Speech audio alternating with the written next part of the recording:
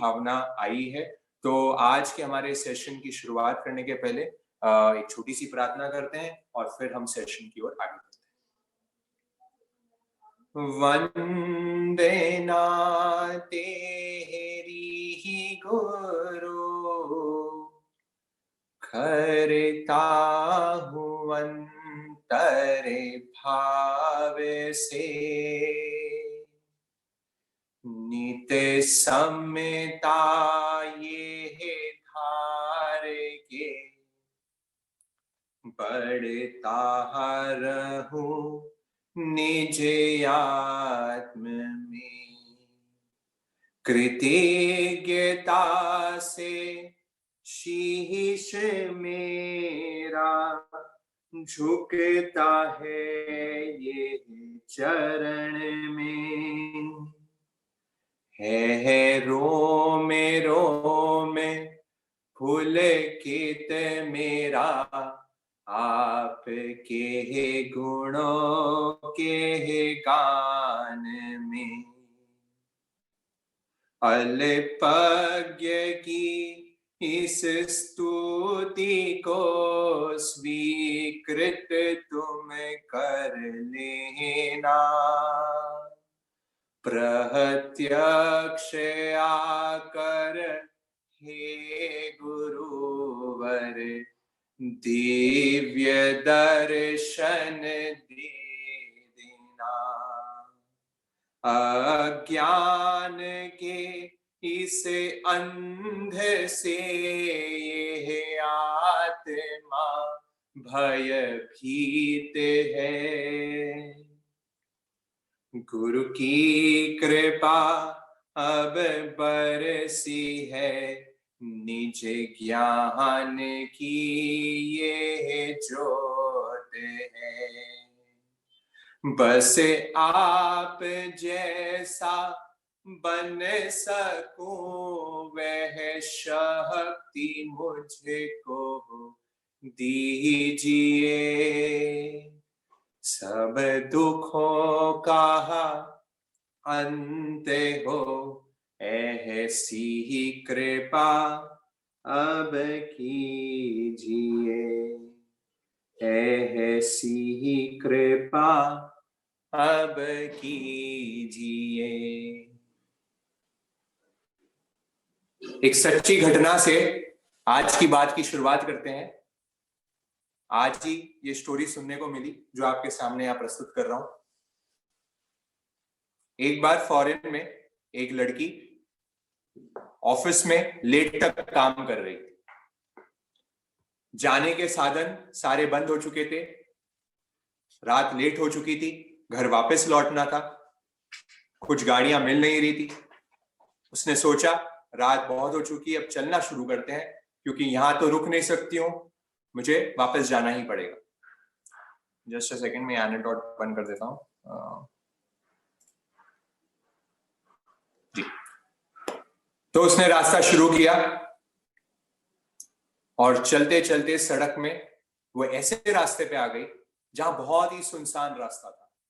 वहां से कोई आवाज नहीं गुजरता था, पशु भी नहीं जा रहे थे, कोई पक्षी भी नहीं जा रहे थे। इतना भयानक वो रास्ता चल रहा था और उसको मालूम था कि ये रास्ता मुझे क्रॉस करके जो सामने वाली गली है वहां मुझे जाना है, क्योंकि वहां मेरे घर का रास्ता है। उसको पीछे जा नहीं सकती थी, उसको वो रास्ते से जाना ही पड़ा और वो गई उस रास्ते से। वो आगे निकली और जैसे ही वो थोड़े कदम आगे गई, उसने देखा कि एक बहुत ही भयानक डरावना एक व्यक्ति वहां पे खड़ा है। बड़े अजीबोगरीब उसके बाल और उसकी नजरें ही बता रही है कि उसके मन में कुछ पाप है। ऐसे इंसान से वो दूर से ही देख रही है और उसका अंतर्मन घबरा रहा है। बोले आज मैं कहां फंस गई, आज मैं कौन सी स्थिति में आ गई, बड़ी भयभीत हो रही है। ये सच्ची घटना है जो मैं आपको बता रहा हूँ, सच्चा दृष्टांत है जो मैं आपके समक्ष रख रहा हूँ। और वो घटने से बहुत भयभीत हो गई, उसके रोंगटे खड़े हुए थे कि मैं करूं तो करूं क्या। उसने अपने मन को संभाला, अपने भावों को संभाला और कुछ मिनट शांत हो गई। वहां पे रुक गई, आंखें बंद करी और आंखें बंद करने के बाद बस प्रभु का स्मरण किया, भगवान का स्मरण किया और भगवान को बोला, हे भगवान, मेरी पूरी जिंदगी तेरे हवाले है। कुछ अच्छा हो तो तेरा, कुछ बुरा हो तो तेरा। मैं तो पूरी हल्की हो चुकी हूं, मैंने मेरा पूरा जीवन तुझे सौंप दिया। तेरी ही शरण में नाते धर्म पहचाना, धर्म पहचाना, चरणों का शिष्य बने गुरु आपको माना, अब शरण में तेरी तू ही कर पकड़ेगा, हाँ कर पकड़ेगा, शरणागत तेरे तू ही लाज रखेगा, नहीं लाज रखी तो बात जाएगी तेरी, जाएगी तेरी, करुणा करे काटो जन्म मरण की ही बेड़ी। बात हुई, आगे बढ़ी, हिम्मत करी, क्योंकि अब पूरा शरण किसको दे दी है, पूरा हाथ सौंप दिया कि भगवान तेरी शरण में है, अब जो करना है तेरे को करना है, जो होना है तेरे हाथों में है। और ये निश्चिंतता ले आती है जब हम देव भक्ति, क्योंकि 6 डेली पावर बूस्टर्स आज हम अब यहाँ पे चर्चा करने वाले हैं, हम ऐसी चीजें यहाँ पे आज भगवान ने जो हमें बताई हुई है, ऐसी 6 दैनिक कार्य जो आपके जीवन में शक्ति का स्रोत लेके आ सकते हैं, शक्ति को अंदर आपके जागृत कर सकते हैं। ऐसे 6 सूत्र, ऐसे 6 दैनिक कार्य जो हर साधक को, हर एक व्यक्ति को, हर एक कॉमन मैन को जरूर करने चाहिए, जिसके मन से वो अपने आप निर्भीक हो जाता है, निर्भयता का महसूस करता है। मतलब वो, उसको किसी चीज का डर महसूस नहीं होता, क्योंकि उसने डर को तो कहां छोड़ दिया है, अपने देव के ऊपर छोड़ दिया है, अपने भगवान पे छोड़ दिया है। इसलिए सबसे पहला जो पॉइंट जो हम डिस्कस करने वाले हैं यहाँ पे, वो है देव भक्ति। वो देव भक्ति ऐसी चीज होती है जो आपने भजन के माध्यम पे सुना कि हमारे जो अरिहंत देव हैं, हम देवादि देव हम यहाँ पे किसकी बात कर रहे हैं, देव किसे कहते हैं? देव तो ऐसा कोई व्यक्ति हो जिसको अपने आप में ना सुख मिलता हो, उसको का ना दुख का महसूस होता हो, उसको ना अच्छा लगता हो, उसको ना बुरा लगता हो, उसकी कोई प्रशंसा करे तो भी वो सेम है, और उसकी कोई निंदा, उसको कोई गाली दे दे तो भी वो सेम है। कोई पूजे देव सरागी को, कोई शीश नमाते भोगी को, अरिहंत देव ही देव मेरे, देवादि देव का क्या कहना। जब हम बात कर रहे हैं अरिहंत देव की, वो उन्हें क्या कहते हैं, देवों के भी जो देव है, क्या कह रहे हैं, देवादि देव, मतलब जो देवों की भी देव है। मतलब क्या, वो ऐसे देव हैं जिनको किसी से फर्क नहीं पड़ता। ये जिन शासन की, ये धर्म की एक विख्यात पॉइंट हमारे धर्म में आ रहा है, वो ये कह रहे हैं कि देखो हमारे कोई भगवान ऐसे नहीं है कि आप उनकी पूजा आरती करोगे, आप उनकी है ना प्रशंसा करोगे, उनको भोग चढ़ाओगे और उनको प्रसाद दोगे और वो है ना बड़े खुश हो जाएंगे और बोलेंगे क्या, तथास्तु। ऐसा करेंगे क्या हमारे अरिहंत भगवान? ऐसे कोई भगवान करे तो क्या वो भगवान है क्या? पहले तो हमें एक क्वेश्चन मार्क सोचना है कि अगर ऐसा कोई करता है तो क्या वो भगवान है? और अगर आप उनकी पूजा नहीं करो, उनको धूप नहीं लगाओ, उनको कुछ नहीं करो, तो वो कुपित हो जाएंगे, वो आपको कुछ और दंड दे देंगे। क्या ऐसे भगवान होते हैं क्या? पहले हमें ये प्रश्न करना है खुद से। भगवान तो वही होंगे जो हर परिस्थिति में सम रहेंगे, जो गीता में भी आया, जो जैन धर्म में भी आया, जो बुद्ध धर्म में भी आया, कि समता जिस व्यक्ति में है, जो सिद्ध पुरुष है, वो कैसा पुरुष होता है, जो जिसकी प्रशंसा भी हो, चाहे उसकी निंदा हो, चाहे उसका तिरस्कार हो रहा हो, चाहे उसको बड़े बड़े ख्वाबों पे उसको स्टेज पे सजाया जा रहा हो, वो कैसी भी अवस्था में हो, उसको कोई फर्क नहीं पड़ता, वो निर्भीक रहता है, वो सम अवस्था में रहता है। ऐसे देव की हम यहाँ पे चर्चा कर रहे हैं, और वो हमारा फर्स्ट पावर बूस्टर है। पावर बूस्टर आप लोग समझ गए, वो हमारे अंदर एक शक्ति लेके आता है, वो हमें ऐसी शक्ति अंदर से प्राप्त करवाता है, क्योंकि हम परमात्मा के ही अंश हैं, हम परमात्मा ही हैं, हम परम आत्मा है, हम तत्व हैं, हम गुरु तत्व हैं, ये सब हम ही हैं। इसलिए बहुत बड़ी विशेषता एक जैन धर्म में आती है। जैन धर्म ये कहता है, एक यूएसपी है ये हमारे धर्म की, अगर हम कहते हैं यूनिक सेलिंग पॉइंट है, वो क्या है कि हम ये नहीं कहते कि सिर्फ एक ही भगवान है ना, हम ये नहीं कहते कि एक ही भगवान है, बस उसने बनाया, उसने करा, एक ही भगवान। ये हमारी फिलॉसफी नहीं है। हमारी फिलॉसफी ये कहती है कि हर यहाँ पे जितने व्यक्ति ये हमारा यूटर्न का सेशन सुन रहे हैं, या फिर जो नहीं भी सुन रहे हैं, है ना, या फिर दुनिया के जितने जीव हैं जो आपको दिख भी नहीं रहे हैं, सब में वो भगवान बनने का पोटेंशियल है, सब में वो सामर्थ्य है कि अगर वो पुरुषार्थ करेंगे, अगर वो मेहनत करेंगे, अगर वो धर्म ध्यान की, अगर वो कुछ ना तपस्या करेंगे, संयम का पालन करेंगे, वो जरूर भगवान अवस्था में पहुंच सकते हैं और वो भी भगवान तुल्य हो सकते हैं। इसलिए ये विशेषता है कि हम सबको दे रहे हैं, वो हम जरिया दे रहे हैं कि सब जन वो है, सब जन में वो भगवान आत्मा है, और वही भगवान आत्मा की हम यहाँ पे क्या करने की बात कर रहे हैं, भक्ति की बात कर रहे हैं। यहाँ पे स्टोरी आगे बढ़ती है, वो लेडी निर्भीक हो जाती है, निर्भयता का अनुभव करती है, और अनुभव ऐसा कर रही है कि बस अब तो मैं हल्की हो गई, अब तो मैंने सौंप दिया है, उसको अब कोई टेंशन नहीं है। ये सबसे बड़ा फायदा होता है। देखिए, जब भी आप भक्ति में डूब जाएंगे ना, चाहे आप कोई गुरु को मानेंगे, चाहे आप कोई भगवान को मानेंगे, सबसे बड़ा फायदा आपके लाइफ में, और कुछ होगा या नहीं होगा मुझे नहीं मालूम है, कुछ उसका रिजल्ट आगे फ्यूचर में मिलेगा या नहीं मिलेगा मालूम नहीं, पर सबसे इंस्टेंट आपको जो रिजल्ट मिलेगा ना, वो ये मिलेगा कि आप वो टाइम के लिए तो एकदम निडर हो जाओ, आपको किसी चीज का डर नहीं रहेगा।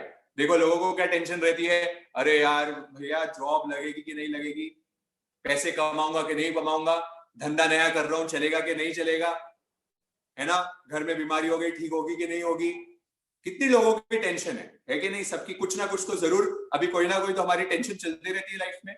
और जो भक्ति मार्ग वाले होते हैं, इसलिए 3 मार्ग बताते हैं। कौन से मार्ग बताते हैं? भक्ति मार्ग, ज्ञान मार्ग और कर्म मार्ग।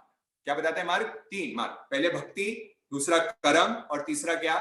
ज्ञान मार्ग। अब यहाँ पे क्या हो रहा है, भक्ति मार्ग में जो हम पहली बात कर रहे हैं, यहाँ पे भक्ति की बात कर रहे हैं। ये भक्ति ऐसी चीज है सबसे इजीएस्ट, इन तीनों में सबसे इजीएस्ट अगर कोई चीज है ना, वो है भक्ति। क्योंकि भक्त ऐसा होता है कि वो पूरी अपनी जिंदगी को कहाँ सौंप देता है? भगवान पे सौंप देता है। अच्छा, बीमार करना है तो भी भगवान आपको ये करना है, जो हो रहा है आपकी वजह से हो रहा है, और ठीक हो रहा हूं तो भी आपकी वजह से हो रहा हूं।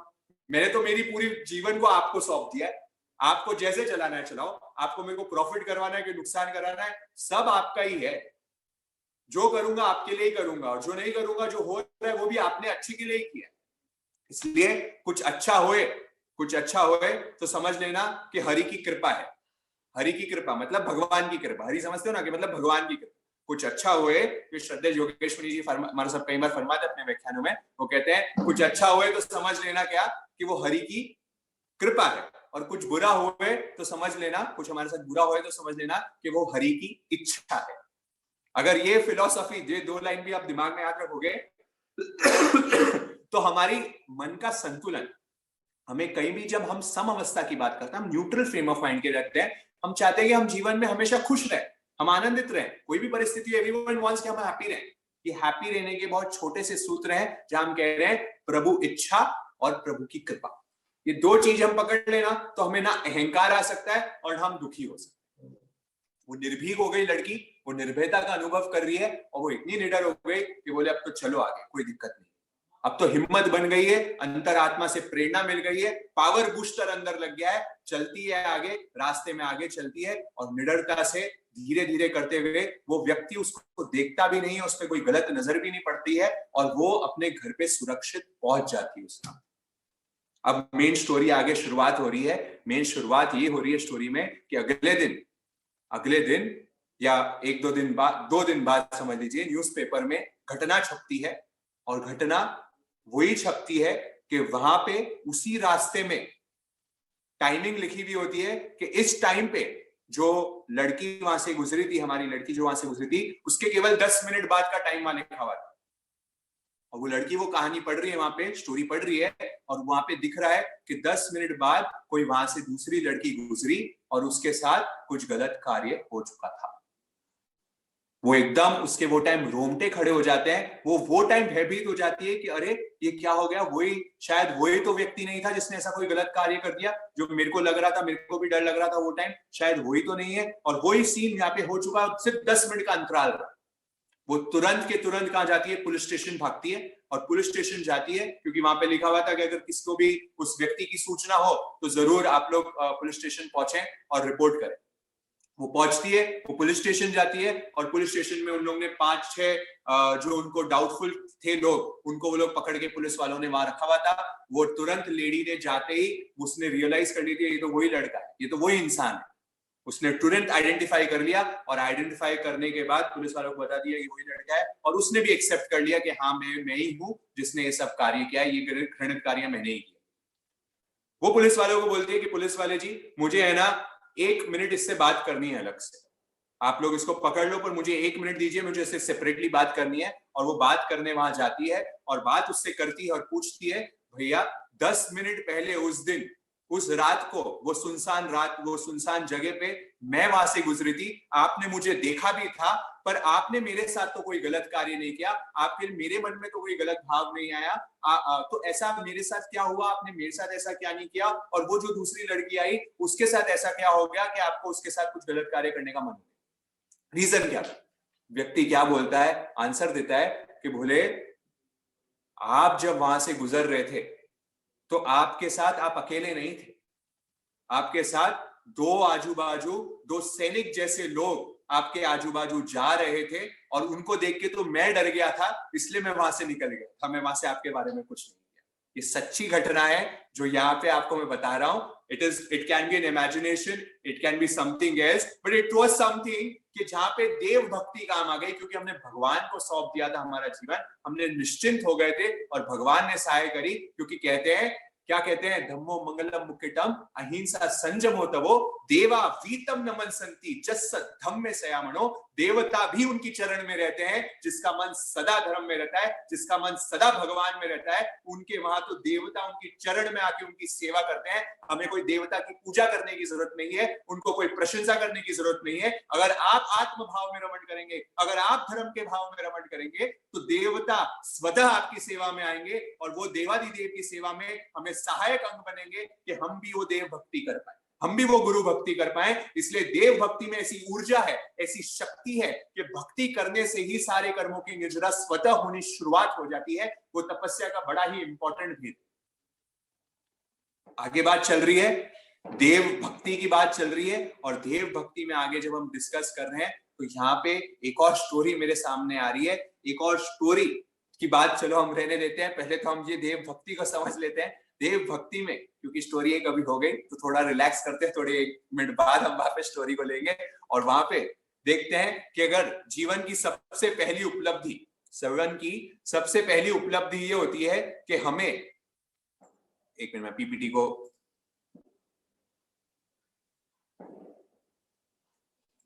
जस्ट अ सेकंड ना। हाँ मैं क्या बता रहा था, मैं आपको बता रहा था कि जीवन की सबसे पहली उपलब्धि जीवन में है कि मुझे बाहर का भगवान दिखना शुरू हो जाए। क्या उपलब्धि है सबसे पहले मेरे जीवन की? कि मुझे बाहर का भगवान दिखना शुरू हो जाए, मतलब बाहर में मुझे विश्वास हो जाए कि हाँ भगवान है, मेरे उससे ऊपर कोई व्यक्ति है जो सिद्ध है, जो पूरा कर्मों से मुक्त हो चुका है, ऐसा कोई पावरफुल पर्सन है जो भगवान एग्जिस्ट करता है, भगवान है।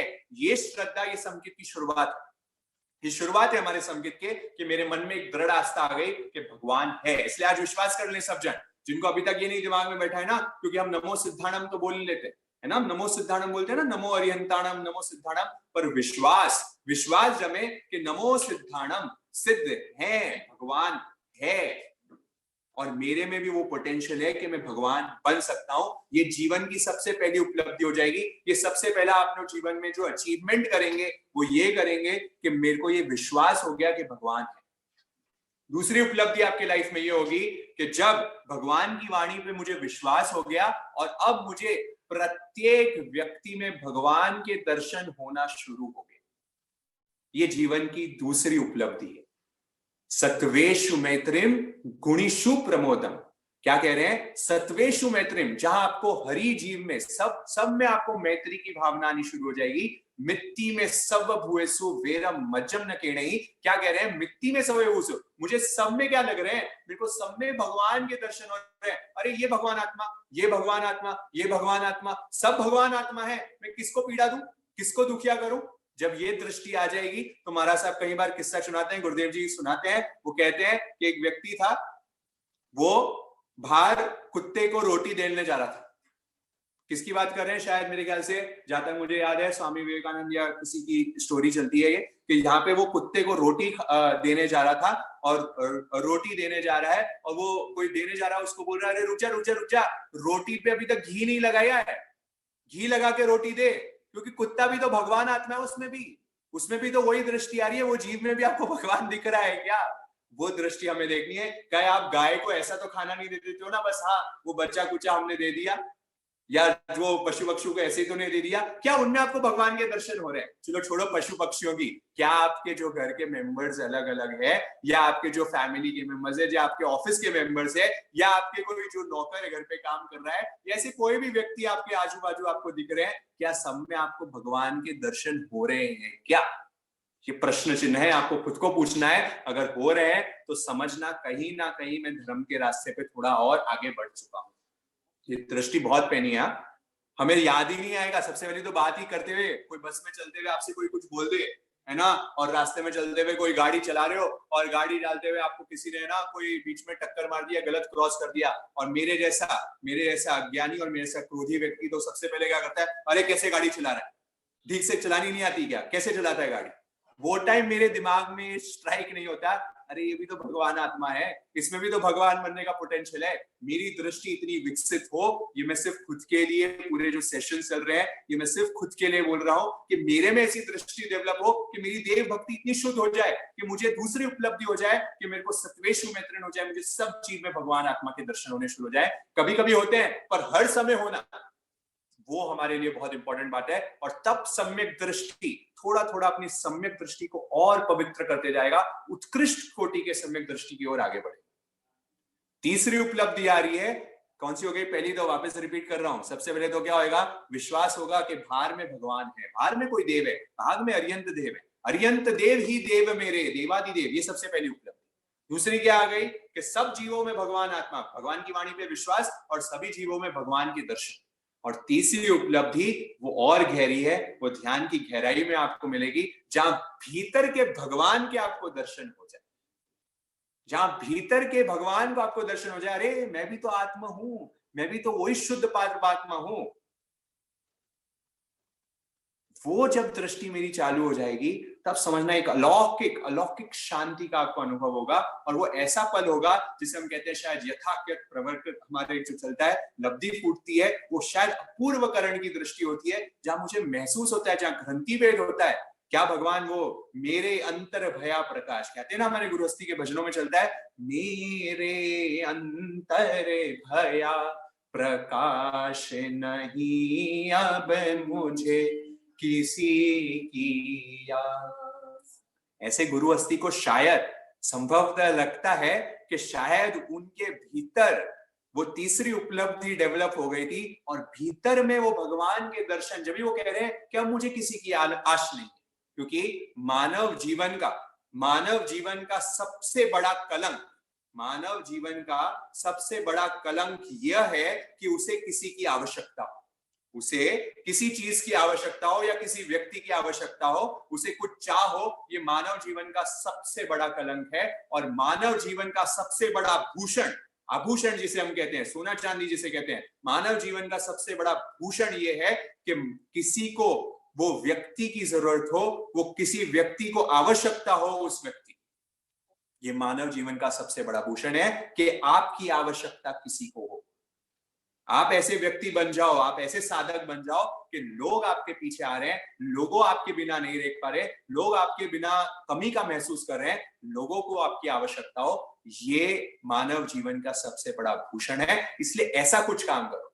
अभी कल परसों ही मेरे से हम घर पे डिस्कशन कर रहे थे, तो पिताजी से बात हो रही थी, तो पापा बोले, देख भाई, मैं भी मर जाऊंगा, मेरे भी 100 साल पूरे हो जाएंगे, मेरे पिताजी के 100 साल पूरे हो गए, आगे पहले पीढ़ियों के भी 100 साल पूरे हो गए, किसको कितना ही याद किया गया, है ना? शायद हम उनके बस दिन में एक साल में उनका जब एक मृत्यु दिवस आता है, शायद हम उनके गुणगान कर लेते हैं, उनको याद कर लेते हैं, बाकी किसको याद करते हैं? हाँ, वो कुछ छोड़ के गए हमारे लिए, शायद धन दौलत कुछ छोड़ के गए, या कुछ बंगला गाड़ी छोड़ के गए, तो शायद उसको देख के उनकी शायद याद आ जाती होगी।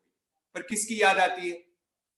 थोड़ी बहुत ही याद आएगी। पूरे से आपको ऐसा तो नहीं है कि बस उनके बिना आपको कोई कमी का महसूस हो रहा है, कुछ नहीं होता। टाइम हील्स, थोड़े दिनों में तो आप वापस बैक टू नॉर्मल हो जाते हैं कि नहीं हो जाते, सबको ये ध्यान है, अपने घरों में बहुत जनों की मृत्यु हुई भी होगी, आपने महसूस कर ही लिया होगा ये चीज। पर महापुरुषों के हर एक शब्द, हर एक वचन, आज भगवान महावीर इस संसार में नहीं है, आज आचार्य हस्ती इस संसार में नहीं है, शायद स्वामी विवेकानंद इस धरती पे नहीं है, आज तुलसीदास इस धरती पे नहीं है, पर उनकी लर्निंग्स, उनकी जो देशनाएं हैं, वो आज भी जनमानस को प्रभावित कर रहे हैं, क्योंकि आज उनकी आवश्यकता लोगों को है, वो उनके जीवन का भूषण है। तो करना है तो कुछ ऐसा काम करो जहां लगे कि हाँ मैंने कुछ करके गया हूं, लोगों को आवश्यकता रही मेरी, और मैं ऐसा कुछ अच्छा काम करके आऊं जो साधक जीवन का पहचान होगी कि हाँ मेरे लिए, मैं खुद के लिए तो काम किया ही किया, दूसरों के लिए भी पूरा काम किया। बात आगे बढ़ रही है, देव भक्ति की बात हम कर रहे हैं, और देव भक्ति की बात में एक और छोटी सी कहानी सामने आ रही है कि एक अनुभवी के सामने देखिए, जब ऐसी भक्ति टूटती है ना, जब भगवान की प्यास हो जाती है ना, भूख लगती है, खाने का कितना मन होता है, हमें भूख लगती है, जब तेज भूख से आते हैं और घर पे क्या लगता है, बस खाना चाहिए और कुछ नहीं दिखता हमें सामने उसके अलावा, बस खाना दे दो और कुछ नहीं चाहिए। क्या वैसी भूख हमें भगवान से मिलने की हो रही है? क्या भगवान की प्राप्ति की हो रही है? क्या वो भीतर की आत्मा की वो हमें भूख लग रही है? क्या मैं भीतर के बैठे भगवान के दर्शन कर रहा हूं? ऐसी अनुभूति क्या मेरे को हो रही है? ऐसी भूख क्या मुझे लग रही है? तो अनुभव की कहानी चल रही है। अनुभव को कैसे बोधि प्राप्त हुई, उसको कैसे उसकी किताबों में मिलती है कि वो बोधि कैसे प्राप्त किया। वो बता रहा है कि एक बार वो क्योंकि भिक्षा लेने जाता था अलग अलग जगह, और भिक्षा, सच्ची घटना वापस बता रहा हूं आपको, भिक्षा लेने जाता था और भिक्षा लेते लेते एक घर पे पहुंचा। एक घर पे, वहां पे एक जो बहुरानी थी वो उसके पास आई, उसको खाना परोसा, और उसका बहुरानी का जो मुंह था वो बड़ा ही सुस्त दिख रहा था, बड़ा ही मायूस सा दिख रहा था। तो अनुभवी ने पूछ लिया, गुरुजी ने पूछ लिया, अरे क्या हो गया, ऐसे क्यों तुम इतने मायूस हो, आज क्या हो रहा है? तो वो कह रही है बहुरानी कि गुरुजी मुझे तो आज दिन में भी अंधेरा जैसा लग रहा है, मुझे आज दिन में भी क्या लग रहा है, अंधेरा जैसा लग रहा है। तो बोले ऐसा क्या हो गया? बोले आज जो मेरा प्रेमी है, जो मेरा हस्बैंड है, वो है ना, वो कुछ दिनों के लिए बहुत बाहर गया हुआ है, उसको कोई जरूरी काम के लिए वो 10 दिन के लिए बाहर गया हुआ है, और मैं उसके बिना एक पल भी नहीं रह पाती हूँ। मेरे को आज दिन में भी ऐसा लग रहा है कि बहुत अंधेरा अंधेरा छा गया। दृश्य सुनता है, अनुभवी सुनता है ये बात, और उसको अंदर चेतना जागती है, उसके अंदर बोधि जागती है। ये प्रेमी होते हुए, जो संसार की प्रेमी है, वो किसी के प्यार में पड़ के इतनी पागल हो सकती है कि उसको आजू बाजू कुछ नहीं दिख रहा, उसको आज यहाँ भी अंधेरा अंधेरा महसूस हो रहा है, उसको अगर उसका प्रेमी नहीं मिला तो वो पागल सी हो पा रही है। मतलब किस हद तक का उसका पागलपन है, किस हद तक का उसका प्यार है। क्या ऐसा प्यार मुझे मेरे भगवान के लिए है? क्या ऐसा प्यार मुझे मेरे इष्ट के लिए है कि उनके बिना मेरे से एक पल भी नहीं रह पा रहा, मेरे धर धर कांप रहा हूं, मेरे को उनको प्राप्त करना है। और वो व्यक्ति ने, अनुभवी ने सोच लिया कि अब जब तक मेरे को भगवान के दर्शन नहीं होंगे, जब तक मुझे भीतर के भगवान के दर्शन नहीं होंगे, मैं मुंह में एक घुट पानी भी नहीं पीऊंगा। और वो उसी क्षण ध्यान में लीन हो जाते हैं, और कहते हैं, किताबों में आता है कि उसी क्षण उनको ज्ञान फूट जाता है और उनके अंतर से छूटी जग जाती है, उनको बोधि प्राप्त हो जाती है। ये कोई आश्चर्यजनक घटना नहीं है। आज हम भी अगर सोचें, आज हम भी, मैं भी बोल रहा हूं उसमें अनुसाथ में इंक्लूडेड हूं, कि मेरे में भी अगर ऐसी तीव्रता आएगी तो जरूर जरूर हमें भी वो परमात्मा के वो शुद्ध अंश के कुछ ना कुछ अनुभव करने का तो हमें जरूर मौका मिले। तो ये देव भक्ति की बात आपके सामने यहाँ रखती है। इसलिए भक्ति क्योंकि हमने 3 चीज बता दी, भक्ति, कर्म और ज्ञान, ये तीनों चीज है ना बैलेंस में चलनी बड़ी जरूरी। किसमें? प्रपोर्शन में। यहाँ पे बहुत लोगों ने हलवा बनाया होगा घर में, या मम्मी और को पूछा कि कैसे हलवा बनता है ना। हलवे में आप लोग सब जो इंग्रेडिएंट्स अंदर डालोगे ना, वो राइट प्रोपोर्शन में डालना चाहिए, है ना। अगर कुछ ज्यादा कम कर दोगे तो हलवा सही नहीं बने। घी ज्यादा डाल दोगे या मीठा ज्यादा डाल दोगे, या मेरे को तो ध्यान नहीं, क्या दूध डलता है? हाँ, दूध डलता है क्या, जो भी इंग्रेडिएंट्स होते हैं, मतलब अगर आप उसको अगर मिसमैच करके डाल दोगे। श्रद्धेय प्रबोध मुनि जी हमारे साथ एग्जाम्पल कई बार देते हैं उनके व्याख्यानों में। वो कहते हैं कि अगर ये डिफरेंट प्रोपोर्शन में डाल दिया तो आप क्या हो जाएंगे, आपको टेस्ट नहीं आएगा। शायद एक्सेसिव मीठा हो जाएगा तो भी नहीं आएगा, और बिल्कुल शक्कर नहीं डालोगे तो भी नहीं आएगा। राइट प्रोपोर्शन में दूध, राइट प्रोपोर्शन में मीठा, राइट प्रोपोर्शन में जो आपकी मिश्री जो भी आपको डालना होता है वो एकदम राइट प्रोपोर्शन में आपको डालना पड़ेगा, सही मिक्सचर में। ऐसे आप लोग कोई सब्जी बनाते हो तो सब्जी बनाते वक्त भी राइट मसाला, राइट नमक, राइट मिर्ची, है ना, वो एकदम सही प्रोपोर्शन में डलेगी तभी जाके काम होगा। वैसे ही संसार, जब हमें साधना भी करनी है, साधना करते वक्त भी ये प्रपोर्शन को दिमाग में याद रख रहे हैं, 4:2:1, 4:1, 4:1 ना, 1 2 4, 1 2 का 4, 4 2 का 4, 2 का 1, 1 2 का 4, ऐसे दिमाग में याद कर लेना, ठीक है। 1 2 का 4, 4 2 का 1 है ना, वो कौन सा गाना भी चलता है हमारे मूवीज में, राम लखन वाला, हाँ, जहां तक मुझे याद है, ठीक है। पर क्या हो रहा है, 4 2 का 1, 4 2 and 1, मतलब 4 तो हमारी क्या होनी चाहिए, भक्ति होनी चाहिए। अब ये इनको आप समायिक सूत्र में देखें, जिनको यहाँ पे समायिक आती है, देख लिए 4 क्या चीजें आप देखें आपके समायिक सूत्र में 4 चीजें आप भक्ति की करते हो। सबसे पहली चीज नौकार मंत्र, नमो अरियंताणम, भक्ति का पार्ट है, टोटल भक्ति, आप उसको गा लेना, उसको बोल लेना, देखना आपको पूरा भक्ति है उसको। दूसरा पार्ट टिकुतो, अगेन पूरी भक्ति, टिकुतो है नम, पूरी वंदना करो, पूरी भक्ति की चीज है। तीसरी चीज लोगस, अगेन स्तुति ऑफ 24 तीर्थंकर, 24 भगवान की स्तुति। देखो आप समय के पाठ पर एनालिसिस करो, हम बहुत करते रहते हैं मैकेनिकली, हम हमारे पाठों को बोलते रहते हैं फटाफट, है ना, और समय पचक लेते हैं तुरंत, हमारे में से बहुत जन ऐसा करते हैं, है ना, तो हो रही है, पर उसको एनालिसिस अब कर रहे हैं हम, तो डीप एनालिसिस कर रहे हैं, देख रहे हैं क्या। सबसे पहले तो टिकू तो नौकार मंत्र, फिर लोगोस, और लास्ट में क्या बोलते हैं, नमोथुनम। 4 पार्ट, नमोथुनम भी क्या है, सिद्ध और अरिहंत की भक्ति, उसके लिए कर रहे हैं, स्तुति कर रहे हैं उनकी। 4 पार्ट आप पूरे आपके सामायिक सूत्र में किसके कर रहे हो, भक्ति के कर रहे हो, देव भक्ति के कर रहे हो। ये देव भक्ति भगवान ने कहा 4, 4 और 2, अब देखो 2 क्या है, 2 क्रिया, 2 क्रिया की चीज है, 2 कर्म की चीज करते हैं। एक इच्छा कारणम का पाठ, क्या आने जाने में क्रिया करते वक्त मेरे को कोई भी दोष लगाओ, कोई भी पाप लगाओ, किसी को मैंने हिंसा कर दी हो, एक इंद्रिय, बेंद्रिय, तेंद्रिय, चौरेंद्रिय, पंचेंद्रिय, किसी भी जीव की मैंने हिंसा कर दी हो, तो क्या उसका मेरे को मिच्छामि दुक्कड़म में उसके पापों की आलोचना करते हो, क्रिया से जुड़ी हुई चीज, इच्छा कारण। दूसरी करेमी बनते, अगेन क्रिया से जुड़ी हुई चीज। और अब एक 4:2:1 आ रहा है, वो आता है ज्ञान का क्षेत्र, तत्सौत्री का पाठ।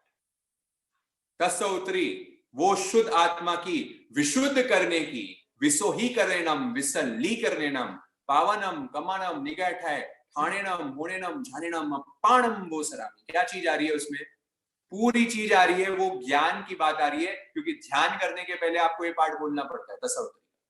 जहां आप ज्ञान की बात करेंगे वो तत्सौत्री की बात में आएगी। इसलिए जो भी आप कोई भी साधना कर रहे हैं, लोग बोलते हैं कि नहीं भैया हमें तो है ना पूरा भक्ति में डूब जाना चाहिए, हमें तो 10:10 है ना भक्ति होनी चाहिए।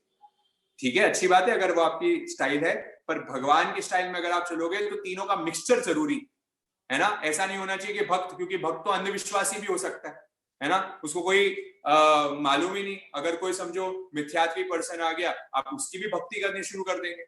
कोई आपको गलत संगति वाला पर्सन आ गया और उसके उपदेश आपको बड़े पसंद आ गए, तो आपने क्या बोला, नहीं ये पर्सन तो एकदम मस्त है। ऐसे बहुत सारे बाबा और हमारे बहुत सारे लोग हैं हमारे देश में, कोई कमी तो है नहीं, जो अपना ऐसा चला रहे हैं काम। क्यों चला रहे हैं, क्योंकि भक्ति से जोड़ दिया लोगों को। अब लोगों को उनके अलावा और कुछ दिखता ही नहीं है, ओहो अरे बाबा यही है, यही सब कुछ है और यही एवरीथिंग है। तो अगर ये कर लिया आपने तो भक्ति गलत हो गई, वो अंध भक्ति हो गई। इसलिए साथ में किसको जोड़ दिया, इसलिए साथ में ज्ञान को जोड़ा। ज्ञान को जोड़ना बराबर जरूरी है। वो ज्ञान रहेगा तो फिर क्या होगा, हम थोड़ा आगे हमारी ज्ञान की दृष्टि से हम देखेंगे कि हाँ ऐसे भगवान की, ऐसे देव की मैं नमस्कार करूंगा, रोज सुबह उठते मैं नमस्कार करूंगा, ऐसे देव भक्ति करूंगा जो इतने शुद्ध हैं, कि जिनको किसी भी चीज का फर्क नहीं पड़ता। इसलिए अब इसकी एक्शन ये हम कर क्यों रहे हैं, ये डेली थिंग्स है जो मुझे रोज करनी है। और इनमें मैं क्या कर सकता हूँ, डेली थिंग्स में देव भक्ति में रोज क्या कर सकता हूँ, रोज सुबह उठते ही एटलीस्ट 12 वंदना। अगर आपको टिको तो आते हैं, कोई छामी खमासनो करता है, जो भी आपको पाठ आता है, पर 12 वंदना लगभग सभी जनों को आती है, 12 वंदना वो आपको जरूर करनी चाहिए। दूसरी, वो नहीं कर पाओ, एक नौकार मंत्र की माला, ये हमारे अंदर करंट होना चाहिए। वो बाबा ने तो क्या किया, वो अनुभवी ने तो क्या, पानी का घूंट नहीं पीऊंगा जब तक अंदर के दर्शन नहीं होंगे। मैं कहता हूँ पानी का घूंट इतना तो मत पियो जब तक मैं माला नहीं फेर लूं, जब तक वंदना नहीं करूं। सुबह उठते ही मुंह के अंदर पानी मत पियो, मुंह के अंदर खाना मत खाओ। कितने मिनट लगेंगे, 15 मिनट लगेंगे, 20 मिनट लगेंगे, उनकी स्तुति करो। जो यहाँ पे अन्य धर्म के लोग हैं, जो जैन धर्म के नहीं है, वो अलग धर्म के हैं, वो भी जो भी आपका इष्ट भगवान है, जो भी आपके प्रिय भगवान है, जिनको भी आपकी मान्यता है, देव भक्ति, ये भगवान के प्रिंसिपल सब धर्म के लिए एप्लीकेबल है। आप इनको ऐसा ना सोचना कि सिर्फ जैन धर्म के लिए एप्लीकेबल है, देव भक्ति हर धर्म में करो। आप जिनको मानते हो, जिन पे आपका विश्वास है, उनका नाम लिए बिना, उनकी कुछ स्तुति किए बिना, उनका कोई भजन किए बिना आप मुंह में एक पानी का घूंट तो ना ले। इतनी श्रद्धा तो मजबूत करें, इतनी तो कुछ तो हमें करना पड़ेगा। सुन सुन के कितना करें? श्रवण कर मैं बना श्रावक। जो श्रम करता वो आराधक, जो श्रम करेगा वो आराधक बनेगा। श्रवण करके तो मैं श्रावक बन गया, यहाँ पे सब साधक बन गए। ये संतोष भैया के भजनों में से बता रहा हूं। जो श्रम करता वो आराधक, जो श्रम करेगा वो आराधक बनेगा। हमें तो आराधक बनना है तो कुछ मेहनत करनी पड़ेगी, इसलिए कुछ एक्शन में लेके आइए। एक्शन प्लान्स ये देव भक्ति के लिए ये होंगे कि मुझे कुछ ना कुछ तो मुझे स्टार्ट करना है, या तो वंदना, या तो माला, या तो प्रार्थना, जो भी आप करना चाहे, बट एटलीस्ट कुछ करके ही फिर अपने को मुंह में कुछ पानी डालें या आप भोजन लें। ठीक है साहब, तो ये प्रपोजन की बात हो गई। इससे हमारी बात में देव भक्ति पे तो हम गुणगान कर ही सकते हैं, क्योंकि भक्ति का विषय ऐसा है कि भक्ति में तो डूब जाओ और वो डुबाकर आपको पूरी जिंदगी निकाल सकती है। इतने हम भगवान की चर्चा कर सकते हैं, इतने हमारे गुरु की भक्ति कर सकते हैं। पर ये इस टॉपिक फर्स्ट पॉइंट को हमने बहुत अच्छे से समझा है। अब दूसरे पॉइंट पे हम आगे बढ़ रहे हैं कि दूसरा पॉइंट आ रहा है गुरु सेवा। गुरु सेवा मैं आपको लास्ट में वापस पीपीटी साथ में दिखा दूंगा, जिनको भी पॉइंट्स साथ में नोट करने हैं तो आप लोग वो टाइम लिख लेना। तो दूसरा पॉइंट हमारे सामने आ रहा है गुरु सेवा का। अब गुरु सेवा में क्या हो रहा है वो हमें देखना है। तस्से समग्गो गुरुविद्ध सेवा विवज्जना बालजनस्य दूरा। उत्तराधीन सूत्र के 32वें अध्याय में भगवान तीसरी गाथा में कह रहे हैं तस्से समग्गो गुरुविद्ध सेवा। मोक्ष का मार्ग क्या है? मोक्ष का मार्ग भगवान वहां पे बता रहे हैं, बड़ा सरल मार्ग भगवान ने बता दिया। देख, कुछ कर पाए या नहीं कर पाए, तू सिंपल काम कर। तस्से समग्गो गुरु विद्ध सेवा। गुरु और वृद्ध जनों की क्या कर? सेवा कर, सेवा कर, सेवा कर, उससे मोक्ष मार्ग मिल जाएगा। इजी है, बड़ा सिंपल है, बस अपने गुरु की सेवा करते जा। तो प्रश्न उठता है, गुरु कौन? गुरु कैसा है ना? गुरु किसको मानूं? तो इसलिए कहते हैं गुरु ऐसे वंडर्स को मानो जो हमारे धर्म में बताया कि हमारे धर्म के आप साधु संतों को देखोगे तो लगेगा कि 8वें वंडर ऑफ द वर्ल्ड है, 8 वंडर। ऐसा कोई व्यक्ति आपको धरती पे मिलेगा क्या? किसी और को पूछना, जो आपके फॉरेन में कोई मित्र हैं या अन्य धर्म के कोई व्यक्ति हैं, उनको पूछना, ऐसा कोई व्यक्ति को जानते हो क्या जो 1 रुपए भी अपने साथ नहीं रखता? कोई एक मोबाइल फोन अपने पास नहीं रखता, कोई एक मोबाइल फोन तो दूर की बात, इलेक्ट्रिसिटी भी नहीं यूज करता, पानी की एक बूंद को वेस्ट नहीं करता, एनवायरनमेंट को 0 हार्म करता है, कोई गाड़ी नहीं, कोई व्हीकल नहीं, 2 जोड़ी कपड़े रखते हैं, भोजन का कुछ पता नहीं, घर का कुछ पता नहीं, जहां हो गए चले गए। कितने अनोखे हमारे गुरुजन हैं। इन पे हमें श्रद्धा आनी चाहिए, इन पे हमें फेथ आनी चाहिए। अरे कितने महान, जब हम उनकी सेवा करने जा रहे हैं। इसलिए दूसरी यहाँ पे पावर बूस्टर बता रहे हैं कि गुरु सेवा में ऐसे अगर पंच परमेष्टि, अगर ऐसे साधु संत आपके आजू बाजू विराजमान हैं तो उनके दर्शन करने जरूर जाएं, उनकी सेवा करने जरूर जाएं।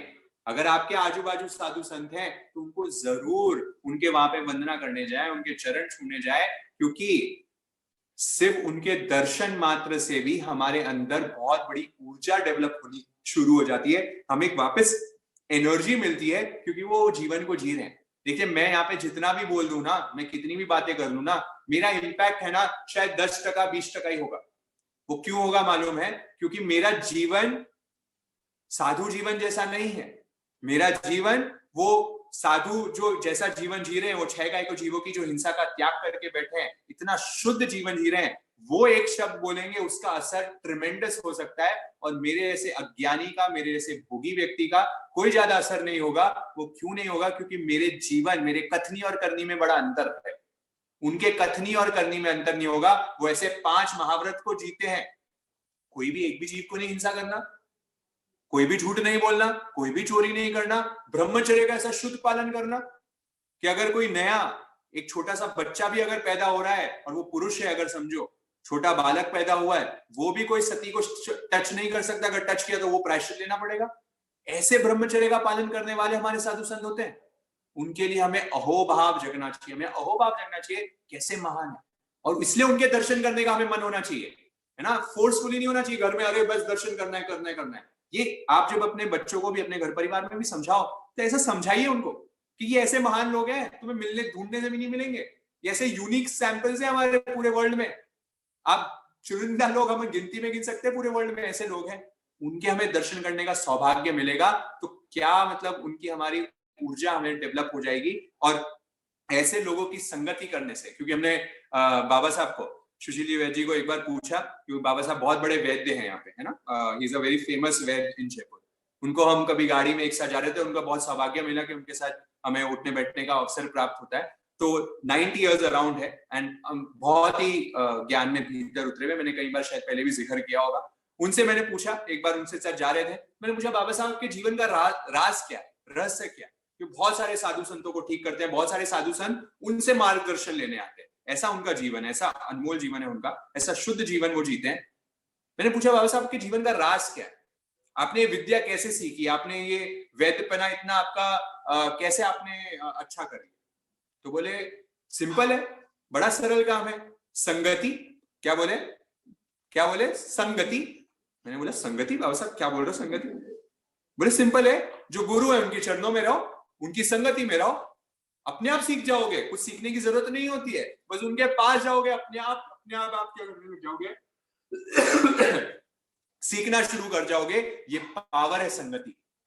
इसलिए जब हम ऐसे महान संतों के सेवा में रहते हैं, जब हम उनके पास जाते हैं, एवरीडे उनके साथ उठना बैठना होता है ना, अगर हम कोई गलत मार्ग पे चले भी गए, अगर बाय चांस मैं कुछ गलत रास्ते पे भटक गया, फिर भी रेगुलर अगर मैं अच्छे लोगों से टच में हूं, ये यूटर्न के सेशन हम क्यों कर रहे हैं, हम यही उद्देश्य ये है कि हम सब मिले हुए रहें, हम संगति करते रहें एक दूसरे की, और एक दूसरे की संगति करेंगे ना तो कहीं ना कहीं ये भगवान की वाणी हमें चेताएगी, अरे वापस आ जा, रास्ता सही यही है, तू भटक गया था, है ना, ये भटक मत, वापस यहाँ पे आ जा। क्योंकि संगति करेंगे तो हमें एहसास हो जाएगा, अरे करना तो धर्म ही पड़ेगा, कितना भी भटक लो, कितना भी यहाँ वहां पैसे और परिवार और इन सब के लिए भाग लो, करना तो अल्टीमेटली यही पड़ेगा। ये मुक्ति का मार्ग तो यही है, तस्से समग्रो गुरुविद सेवा। इसलिए गुरु की सेवा करना जरूरी है, क्योंकि उनकी संगति करने से हमें क्या मिल जाता है, बड़ा आनंद मिलता है। इसलिए एक प्रिंसिपल अपने जीवन में अपनाए, श्रद्धेय गौतम प्रमोद जी महाराज साहब फरमाते हैं, वो कहते हैं जो हुक्म में जोखम,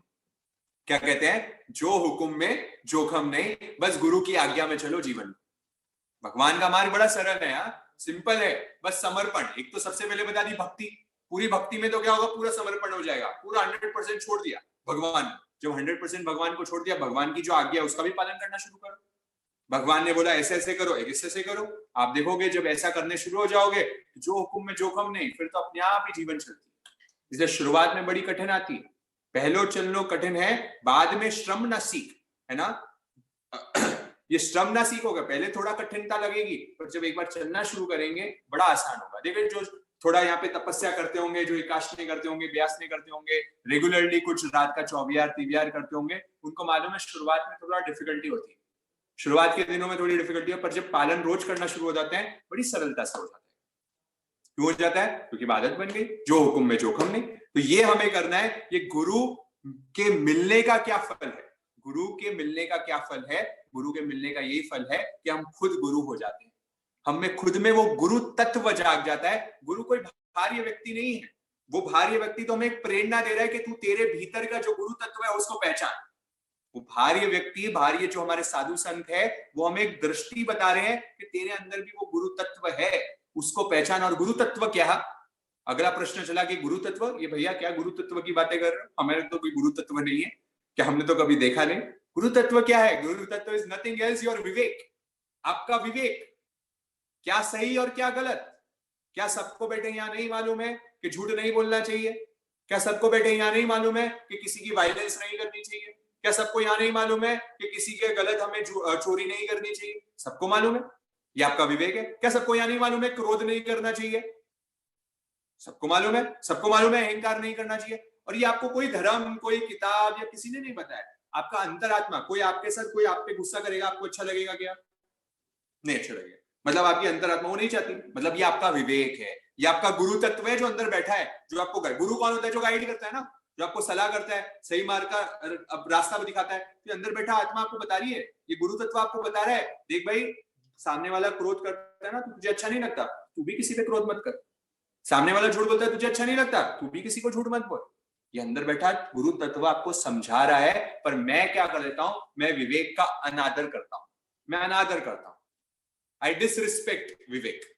ये अंदर गुरु तत्व को मैं डिसरिस्पेक्ट करता हूं, अरे ठीक है कोई बात नहीं, ये मेरे को कैसे दबा रहा है, मैं इसको देखो और कैसे दबाता हूं, ये कैसे झूठ बोल रहा है, देखो मैं भी 2 झूठ बोल के बताऊंगा, ये मेरी का फायदा उठाना, मैं इसका और फायदा उठाऊंगा। मेरे में अंदर विलेन, जो वाला अंदर विलेन है ना, वो बाहर आ जाता है, कुशिष्य बाहर मेरा अंदर से आ जाता है, वो गुरु तत्व तो रह जाता है और कुशिष्य बाहर निकल जाता है, और वो ऐसे मेरे से घृणित कार्य करा देता है। तो ये हमें बता रहा है कि गुरु तत्व अंदर है, इसलिए दूसरी हमारे पावर बूस्टर की जहां हमने बात करी, वो क्या करी, गुरु सेवा। इसके लिए एवरीडे आसपास आपके जितने भी साधु संत हैं, जरूर एक नियम बनाना चाहिए।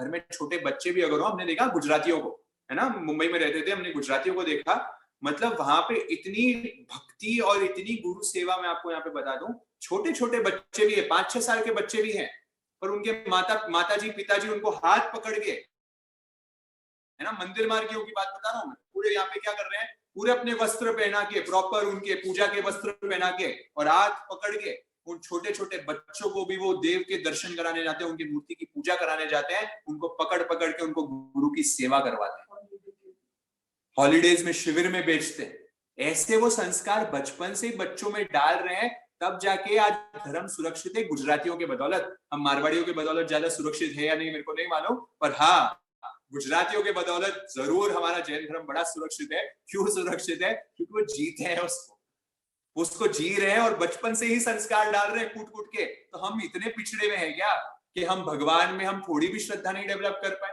हम थोड़ा भी उनको टाइम नहीं दे पाए। एक घर का नियम बने कि अगर आसपास साधु संत है तो दर्शन करने जाना ही है, डेली का नियम होना चाहिए कि उनके दर्शन करने बिना नहीं दिन अधूरा है, खाना खाए बिना जैसे अधूरा है, वैसे उनके दर्शन किए बिना अधूरा है। ये हमारे में अहोभाव जगना चाहिए, और घर के हर मेंबर को लेके जाना है, ये भी हमारा एक रिजल्ट होना चाहिए। ये श्रद्धा जब हमें बढ़ेगी, तभी तो हम कुछ ना कुछ पढ़ पाएंगे। और खुद के गुरु बनना शुरू करना है। लास्ट में गुरु की बात चल रही है, गुरु सेवा की बात चल रही है।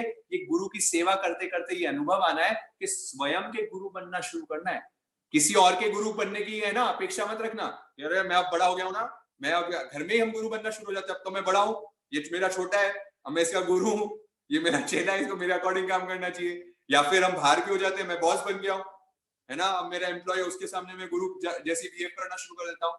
ये तो घोर अपराध है। जो अपने आप को गुरु मानना शुरू कर दिया ना, अगर कोई आचार्य भी है, अगर कोई साधु भी है, वो अपने आप को जिस दिन गुरु मानना शुरू कर देगा ना कि मैं बड़ा गुरु हूं, तो समझ लेना वो राइट रॉन्ग ट्रैक पे जाना शुरू कर देगा।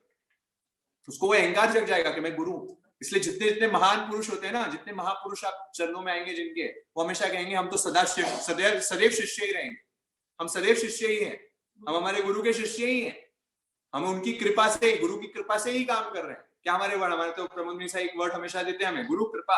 हम तो गुरु कृपा पे जीते हैं, गुरु की कृपा बरस रही है और कुछ नहीं, उनकी कृपा है, वो ऊपर से सप्लाई लाइन है, और हम यहाँ पे बोल देते हैं। वो हमेशा कई बार ये बताते हैं। क्यों बताते हैं? क्योंकि सौंपा हुआ है, खुद को गुरु नहीं मानते कि मैं बड़ा गुरु हूं, मेरे इतने भक्त हैं, मेरे ये हैं। जब मान लिया तो वो गया, वो साधक ज्यादा आगे नहीं बढ़ पाए। तो इसलिए स्वयं के गुरु के बने, खुद बनना ही है गुरु, खुद बनना ही है। आपको अच्छा वांट है, नहीं नहीं भैया गुरु तो बनना पड़ेगा, ऐसे नहीं चलता, थोड़ा डोमिनेंस होना चाहिए, तो डोमिनेट करो ना भैया, खुद को डोमिनेट करो ना, खुद के गुरु बनो ना। खुद के गुरु बनने में बड़ा टेंशन है, बड़ा डिफिकल्ट काम, क्योंकि सबको मालूम है कि गलतियां क्या है, पर जब तक अंदर से वो एहसास नहीं होगा ना मैं कुछ गलत कार्य कर रहा हूं, जब तक अंदर से वो ज्योति नहीं जगेगी ना मैं कुछ रॉन्ग कर रहा हूं, तुम बाहर वाला कितना ही तुम्हें ज्ञान दे दे, बाहर वाला कितना ही तुम्हें बता दे, तुम चेंज नहीं होगे। You will never change in your life until and unless you realize it on your own। जब तक मुझे ना, मैं रोज समझो झूठ बोल रहा हूँ, कोई चोर है, समझो चोर है, रोज चोरी कर रहा है, रोज झूठ बोल रहा है, अब उसको मालूम है रोज झूठ कर रहा है, रोज चोरी कर रहा है, वो करे जा रहा है, और उसको लोग बोल रहे हैं तू क्यों ऐसा काम कर रहा है, अरे तू क्यों शराब पी रहा है, तू क्यों स्मोक कर रहा है, भाई तेरा जीवन खराब हो जाएगा। अरे भाई ठीक है, हो जाने दो, अभी तक उसको अंदर से एहसास नहीं होगा। और जिस दिन एक दिन अंदर करंट लग गया ना, अंदर से ज्योति जग गई ना, फिर कोई बोले या नहीं बोले, वो अपने आप ही छोड़ देगा वो चीज। इसलिए अंदर खुद के गुरु बनिए, स्वयं के गुरु बनिए कि मेरे को क्या, मैं क्या कर रहा हूं। इसलिए एनालिसिस, खुद का एनालिसिस। इसलिए हम जो थर्ड पॉइंट करेंगे, अब हमारे पास टाइम की कमी है, आज टाइम थोड़ा हमारा शॉर्ट चल रहा है, क्योंकि 15 मिनट जैसा हमारा हमेशा का है, मेडिटेशन करेंगे हम। नेक्स्ट टाइम, नेक्स्ट दिन जो थर्ड थिंग आएगी, उसमें हम बात करेंगे कि हमें कैसे खुद के साथ बात करना शुरू करना है। ये गुरु तत्व तक हम छोड़ रहे हैं कि गुरु के आपने बाहर की गुरु की सेवा करते करते स्वयं के गुरु तक हमें कैसे पहुंचना है, ये हमने डिस्कस किया।